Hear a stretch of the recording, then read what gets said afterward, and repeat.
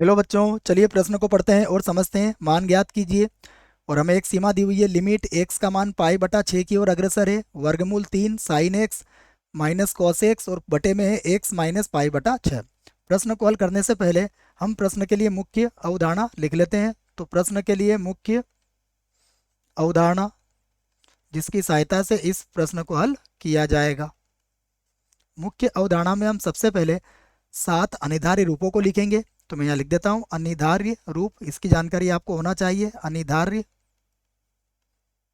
रूप, और इसमें पहला रूप होता है 0/0। दूसरा रूप होगा अनंत बटा अनंत। तीसरा रूप है 0 गुणा अनंत।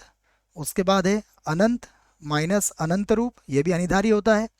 1 की घातांक अनंत, उसके बाद अनंत की घातांक 0 और उसके बाद 0 की घातांक 0। ये 7 अनिर्धार्य रूप होते हैं। यदि सीमा को हल करते हैं और इनमें से कोई रूप आता है तो वह रूप मान्य नहीं होगा। हमें उस प्रश्न को आगे हल करके कोई नया उत्तर या इनके अतिरिक्त कोई उत्तर हमें देना पड़ेगा।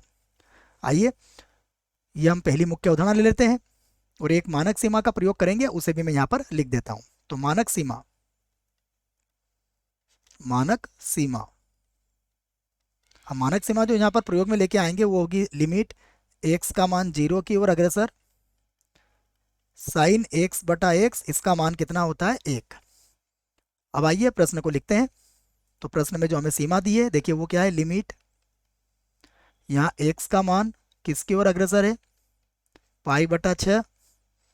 उसके बाद वर्गमूल 3, उसके बाद है साइन एक्स माइनस का कॉस एक्स और पूरे के बटे में यहाँ पर है एक्स और माइनस का पाई बटा 6 बराबर। फिर से देखेंगे तो ये होगा लिमिट, यहाँ पर लिखेंगे एक्स का मान पाई बटा 6, उसके बाद वर्गमूल 3, यहाँ पर है साइन एक्स माइनस का है कॉस एक्स और जो पूरे के बटे में है वो है एक्स माइनस पाई बटा 6। हमने इसको दोबारा लिखा है और अब इसको जांच करते हैं कि क्या इनमें अनिर्धारित रूप है या फिर सीधे ही हम इसका उत्तर हमें मिल जाएगा।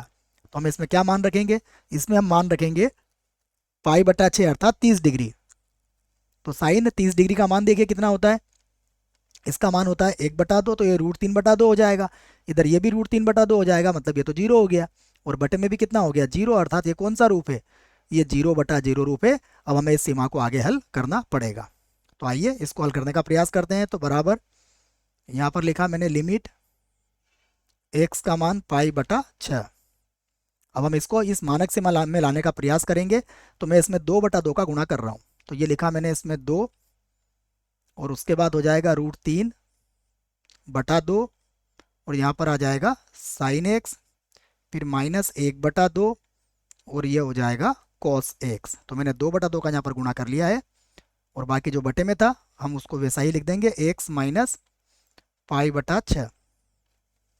तो अब बराबर लिखेंगे, यहाँ होगा बराबर, ये होगा लिमिट एक्स का मान पाई बटा 6 की ओर अग्रसर है। तो ये हो गया 2। अब समझिएगा, यहाँ पर देखिए साइन एक्स तो हमारे पास है, तो साइन एक्स को तो मैंने लिख दिया। उसके बाद √3/2 यह होता है कॉस 30 डिग्री का मान, अर्थात ये हो जाएगा कॉस पाई बटा 6।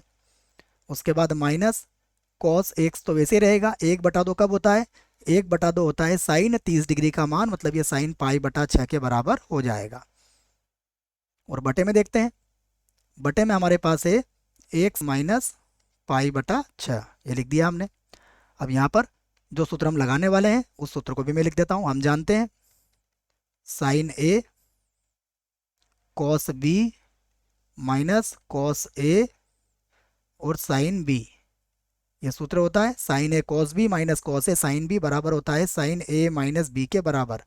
तो ये होगा साइन ए माइनस बी।